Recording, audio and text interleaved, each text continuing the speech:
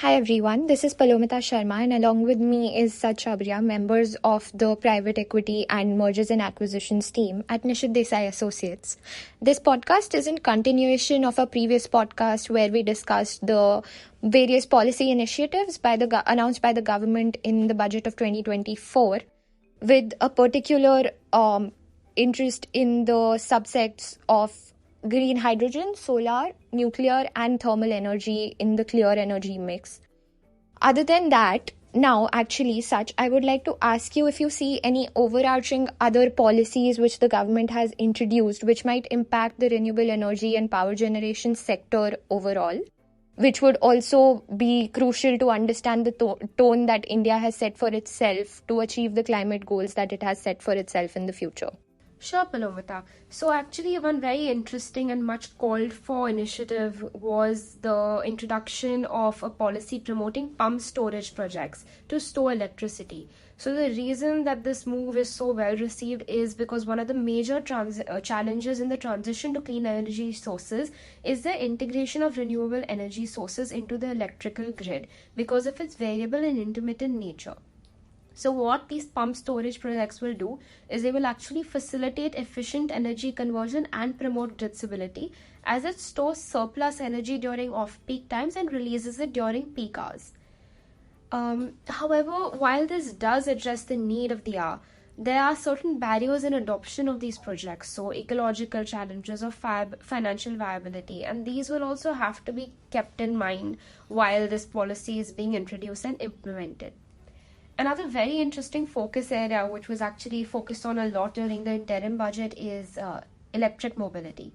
So in the interim budget, the government put one of its focus on electrification of a public transportation system. So they wanted to adopt e-buses through payment security mechanisms, and this is in furtherance of the goal to achieve 30% electrifications of vehicles in India by 2030.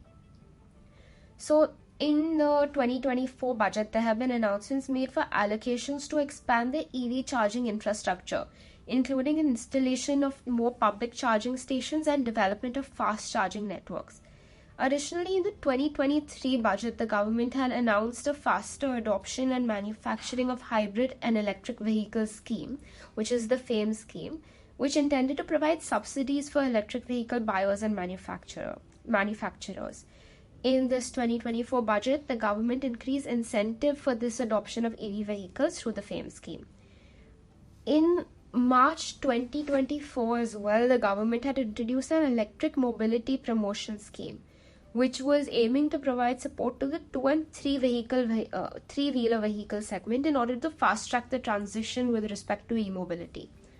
The scheme, when it was announced, was originally set to run from April 1st to July 31st, 2024, with a capital outlay of around 500 crores.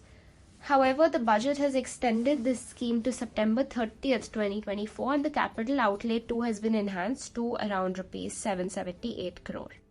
So, while you can see that the interim budget has announced its intention to promote this electric mobility ecosystem, when the budget came, it did not seem to act on this or provide anything further in terms of policy changes or new schemes for the EV industry.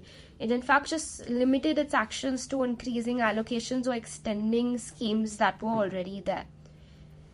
Finally, one more measure which I would actually like to talk about is the move that the government made when they proposed to fully exempt custom duty on 25 critical minerals such as lithium, copper, cobalt, and rare earth elements.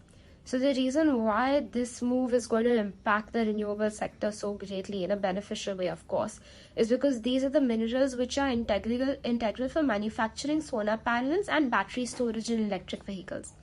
If you look at the statistics, India has actually been one of the largest importers of various forms of generating equipment in the RE sector. So, for example, in 2024, India's import of solar cells and panels experienced a significant rise, which was actually a 2.84 times increase compared to the last year. Thus, having these essential minerals exempted from customs duty will actually make it easier for these batteries and panels to be produced and manufactured domestically. This move is therefore an extremely welcome one and will also potentially reduce India's dependence on imports. However, having said that, there are certain parallel measures which could have also been introduced to supplement this. So, for example, increased budgetary allocation towards creation of domestic R&D measures in terms of extraction and technologies, or opportunities for collaboration with other departments or collaboration with other various people on the supply chain could have also been introduced for a greater impact. Thank you for your insights, Sach. And thank you everyone for tuning in. We will be continuing our series of podcasts where now we will be discussing the measures introduced by the government in the budget which would impact the investments in the renewable energy sector in particular.